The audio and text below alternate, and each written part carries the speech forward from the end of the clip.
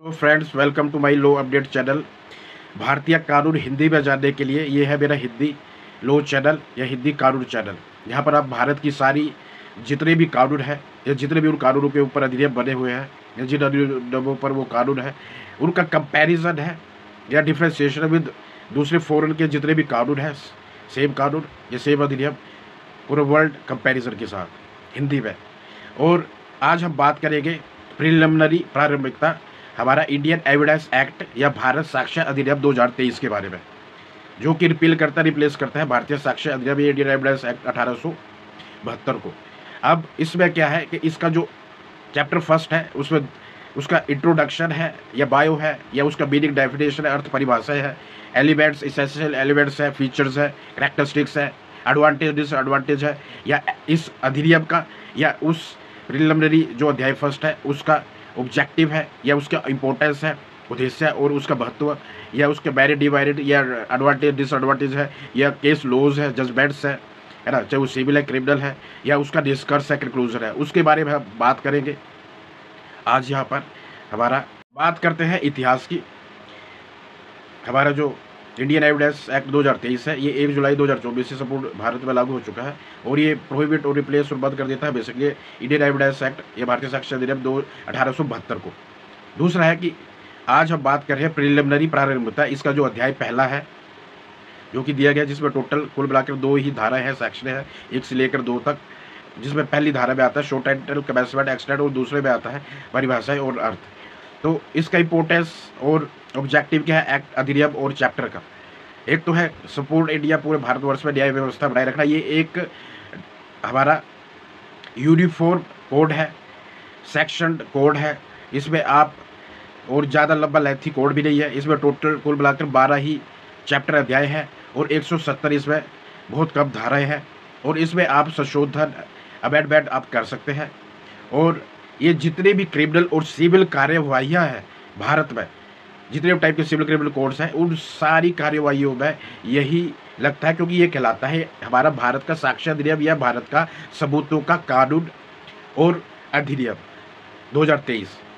और इसकी भारत का जो सबूतों का कानून है वो एक यही अधिनियम नहीं है 2023, और भी अधिनियम बने हुए सबूतों या साक्ष्यों या एविडेंस एक्ट और भी बने हुए, जैसे कि सबूतों के बारे में या इसके पार्ट या दूसरे अधिनियमों में मिलेगा आपको। जैसे हमारा BNS है, हमारा जो BNSS है भारतीय नागरिक सुरक्षा संहिता, या भारत का CRPC 2023 criminal procedure code of India 2023, Bharat का दंड प्रक्रिया संहिता, दंड न्यायालय प्रक्रिया संहिता जो एक्ट है BNSS 2003, उसमें भी इसका पार्ट मिलेगा आपको, चैप्टर मिलेंगे, सेक्शन मिलेगी भारतीय साक्ष्य अधिनियम के बारे में।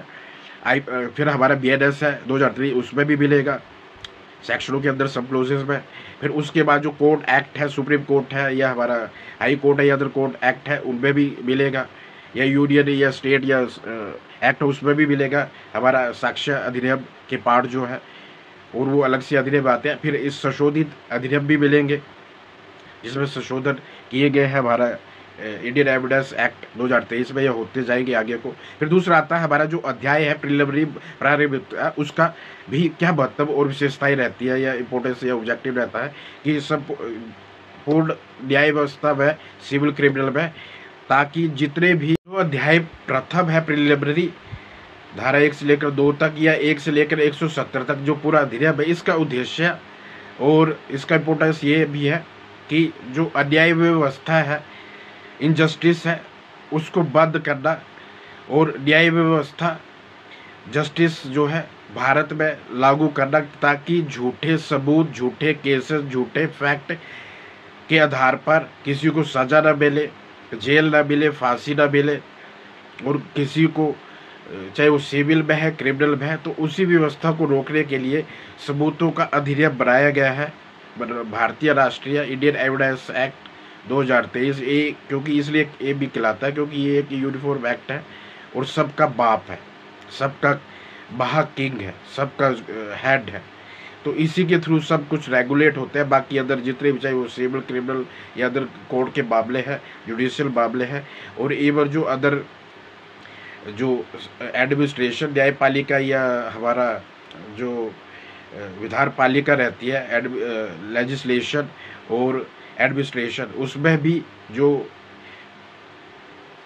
डिस्प्यूट होते हैं पक्षकारों में, पार्टियों में, और उसमें भी जो सबूत लगाए जाते हैं, ये उसमें भी जो अधिनियम या कानून बनाए जाते हैं वो इसी के आधार पर बनाए और लगाए जाते हैं, और यही कानून वहाँ पर भी लागू होता है। आगे नंबर वाइज हम पढ़ते हैं। The main contented headings with sections preliminary chapter first section 1 to 2 भारतीय साक्ष्य अधिनियम 2023 इंडियन एविडेंस एक्ट 2023।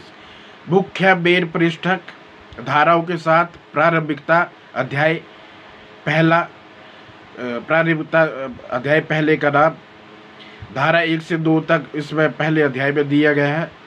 भारतीय साक्ष्य अधिनियम 2023 इंडियन एविडेंस एक्ट 2023 जो कि रिपील करता है, बेसिकली बंद कर देता है हमारा पुराना कॉलोनियल रूढ़िवादी 1872 का अधिनियम।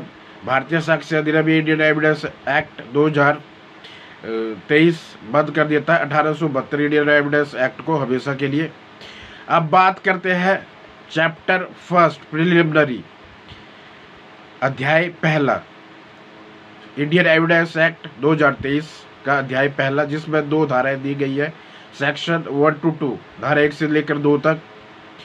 इसमें आता है शो टाइटल धारा 1 में, show title commencement extent application. Show title का मतलब है नाम, जो कि अधिनियम का नाम क्या है, भारतीय साक्ष्य अधिनियम 2023 हिंदी में और इंडियन एविडेंस एक्ट 2023 इंग्लिश में। दूसरा आता है कमेंसमेंट, कमेंसमेंट 2023 में भारतीय साक्ष्य अधिनियम या इंडियन एविडेंस एक्ट 2023 को बनाया गया, और जो कि इंडियन एविडेंस एक्ट भारतीय साक्ष्य अधिनियम 1872 को प्रोहिबिट कर देता है हमेशा के लिए उसको, और उसके उपबंध अब लागू नहीं होंगे। और 1 जुलाई 2024 से भारतीय साक्ष्य अधिनियम 2023 संपूर्ण इंडिया में लागू हो गया, संपूर्ण इंडिया में इसका कमेंसमेंट हो गया। जो हमारी सेंट्रल गवर्नमेंट है या हमारी भारत सरकार है, उसने इसको कमेंस कर दिया, इसके एप्लीकेशन पूरे भारत वर्ष में इसको स्टार्ट कर दिया 1 जुलाई 2024 से। अब यही कानून लगेगा, चाहे वो सिविल कार्रवाई है, चाहे क्रिमिनल कार्रवाई है कोर्ट की या अदर। सिविल ये कहलाता है सबूतों का अधिनियम या सबूतों का कानून। सबूतों का जो कानून है उस पर नेशनल एक्ट जो है एक ही है, जो है हमारा इंडियन एविडेंस एक्ट 2023। और ये जितनी भी क्रिमिनल और सिविल कार्रवाई है जिसमें सबूतों के बारे में कानून बनाया गया है या फिर सबूतों के बारे में, ये भारत का यूनिफॉर्म कानून है। चाहे वो यूनियन स्टेट जो एविडेंस एक्ट है उन पर भी यही लागू होता है, और वो भी इसी के आधार पर बनाए जाते हैं।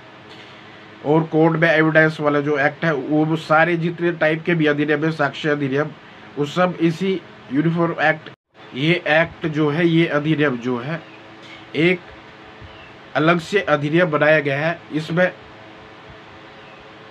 जो कोर्ट की कार्यवाही रहती है, जुडिशियल प्रोसीडिंग, सिविल, क्रिमिनल, उन सब में लगता है। साथ ही साथ एफिडेविट वाला जो कार्यवाही की जाती है कोर्ट में, एफिडेविट वाला, उसमें ये नहीं लगता है। आर्बिट्रेटर वाला जो आर्बिट्रेटर के सामने प्रोसीडिंग या कार्यवाही होती है कोर्ट में, उसमें भी नहीं लगता। और कोर्ट मार्शल जो रहता है या फिर हमारा जो आर्म एक्ट रहता है उसमें भी यही एक्ट लगता है। और साथ ही साथ ये एक यूनिफॉर्म एक्ट है, मतलब एक आधार है। भारत में जितने भी साक्ष्यों की अधिनियम है उन सब का आधारभूत कानून यही है। जैसे संविधान है वैसे सबूतों का जो आधारभूत कानून है या एक्ट है या अधिनियम है वो यही है। इसी के आधार पर बाकी सारे हर फील्ड में अलग से साक्ष्य अधिनियम बनाए जाते हैं। तो इस तरह से ये सिर्फ एक अधिनियम नहीं है, और भी खूब सारी अधिनियम है जो कि साक्ष्य अधिनियम कहलाते हैं, और इन सब का आधारभूत यही है इंडियन एविडेंस एक्ट 2023। फिर इसमें आता है सेंट्रल सरकार ने इसको लागू। अब आती है धारा 2 सेक्शन 2 सेकेंड, जो कि लास्ट है अध्याय चैप्टर फर्स्ट प्रिलिमिनरी प्रारंभिकता में, जिसमें दिया गया है अर्थ और परिभाषाएं, मीनिंग एंड डेफिनेशंस। मतलब जो भी सिविल और क्रिमिनल कोड रहते हैं, ये लॉज रहता है सिविल क्रिमिनल, या उसकी क्लासिफाइड ब्रांचेस काइंड जो भी है सिविल क्रिमिनल कोड्स के या कानून के, तो उसमें जो भी सबूत लगाए जाते हैं या सबूतों को लगाने का जो भी जुडिशियल न्यायालय की कार्यवाहियों में जो भी सबूतों का प्रक्रिया रहता है, उसका ये कानून है। तो इसमें वो वर्ड्स और वो कंटेंट समझाए गए हैं धारा 2 में, जो कि आता है 2 क्लोजेज है, जिसमें पहला क्लोज है जिसमें ए से लेकर आई तक दिया गया है, और जो दूसरा क्लोज है और जो आगे कोई अमेंडमेंट उसमें हो रही है, और दूसरा क्लोज है सेकंड। तो पहले क्लोज में आ रहा है कि जैसे भाई एविडेंस क्या होता है, एविडेंस को समझाया गया है। एविडेंस होता है एक लीगल डॉक्यूमेंट्री या वीडियो या ऑडियो या कोई भी लाइव विटनेस होता है जो कि देखता है, उसको कहते हैं एविडेंस, जो कि रिटन ओरल। फिर दूसरा आता है कंक्लूसिव प्रूफ। मतलब कंक्लूसिव प्रूफ का मतलब है डिस्कस किया सबूत। मतलब जब कोई भी फैक्ट है, अब हमें नहीं पता, जब कोर्ट में कार्यवाही चलती है सिविल क्रिमिनल या जो भी मैटर चलते हैं कार्यवाही में, तो जब बंदे कहानियाँ सुना रहे होते हैं, फैक्ट तथ्य बता रहे होते हैं, अब या एविडेंस भी दे रहे होते हैं, सबूत भी दे रहे होते हैं, तो कोर्ट सही सबूत दे रहा है या कोर्ट सही तथ्य कहानी बता रहा है, कुछ पता नहीं। तो वो होता कि जब एक बंदे ने कहा फिर दूसरे से सुनते हैं स्टेटमेंट उसी सेम फैक्ट के ऊपर, तो वो होता कि जब कोर्ट या अधिनियम, न्यायालय या अधिनियम ये तय कर लेता है, डिसाइड कर लेता है कि जो इस बंदे ने जो फर्स्ट तथ्य था या फर्स्ट जो हमारा एविडेंस है, इस पर दूसरे ने जो दूसरे पक्षकार ने जो भी पार्टी वाले जो बंदा है उसने जो भी तथ्य या कहानी या एविडेंस या प्रूफ या सबूत दिया, वो कंक्लूसिव प्रूफ है दूसरे तथ्यों पर या उस तथ्य पर जिस पर उसने टिप्पणी करी, जिस पर उसने सबूत लिया है, ओवर हिम, मतलब उस सेम तथ्य पर, सेम लाइन पर, तो वो होता है कंक्लूसिव प्रूफ। फिर वो अप्रूव्ड और डिसअप्रूव्ड हो जाता है, ये भी समझाया गया है ना। सेल अप्रूव्ड और सेल मस्ट बी प्रूव्ड। तो मस्ट बी प्रूव्ड, प्रूविंग और डिसअप्रूविंग, मतलब एक्सेप्टिंग और अनएक्सेप्टिंग, मतलब तब होता है प्रूव्ड और अप्रूव्ड कोई भी सबूत कि कोर्ट या अधिनियम जब कार्यवाही चलती है उसमें डिसाइड होता है कि ये जो भी तथ्य बता रहा है, ये जो भी सबूत बता रहा है, ये क्या सही है। उसमें examination, cross examination, expert opinion, बड़े सारा कुछ होता है, तब जाके उसका लग जाता है। फिर एक होता है बॉडी एक्सप्रेशन या एक्सप्रेशन, जब भी कोई लाइव विटनेस है या ऑडियो वीडियो है या कोई रिटन डॉक्यूमेंट्स है या अदर फैक्ट है या एविडेंस से सबूत है, तो उनको देखने से पता लग जाता है कार्यवाही में, जब कार्यवाही चलती है तो उस टाइम अप्रूव डिसअप्रूव्ड होते हैं, मतलब एक्सेप्ट और अनएक्सेप्ट, उनको मान लिया जाता है या नहीं माना जाता है, ये होता है अप्रूव और डिसअप्रूव। कोर्ट या और अधिनियम या जो भी वकील वहाँ पर कार्यवाही करते हैं, तो वहाँ पर डिसाइड होता है कि ये सबूत सही है या गलत है, ये जो कहानी बता रहा है ये सही है या गलत है, फैक्ट जो है। फिर उसके बाद आता है डॉक्यूमेंट्स। डॉक्यूमेंट्स के मतलब कोई भी रिटन, लिखित जो भी दस्तावेज है वो डॉक्यूमेंट कहलाता है। और सबूत, एविडेंस के मैंने बताया डॉक्यूमेंट्री होता है, लाइव विटनेस होता है, या फिर कोई वीडियो रिकॉर्डिंग होता है या ऑडियो रिकॉर्डिंग होता है, ये होता है हमारा सबूत। फिर आता है कोड, सिविल कोड और क्रिमिनल कोड, 2 तरह के कोड होते हैं, सिविल और क्रिमिनल कोड यहाँ पर। अब आता है विटनेस। विटनेस या लाइव विटनेस। विटनेस वो होता है जो सबूत देता है, कटघरे में जाके खड़ा होता है और वहाँ पर गवाही देता है, उसको गवाह कहते हैं विटनेस को। फिर लाइव विटनेस जो होता है या गवाह जो होता है, कटघरे में जाकर गवाहियाँ देता है, यही होता है। और ऐसे एविडेंस लिए जाते हैं, यही है, या ऐसे साक्ष्य लिए जाते हैं, ऐसे सबूत लिए जाते हैं। और फॉर मोर अपडेट्स या और ज़्यादा अधिक जानकारी के लिए आप मेरा चैनल, ये हिंदी चैनल है, इस हिंदी चैनल को शेयर करें, कमेंट करें, फॉलो करें, ऐड करें।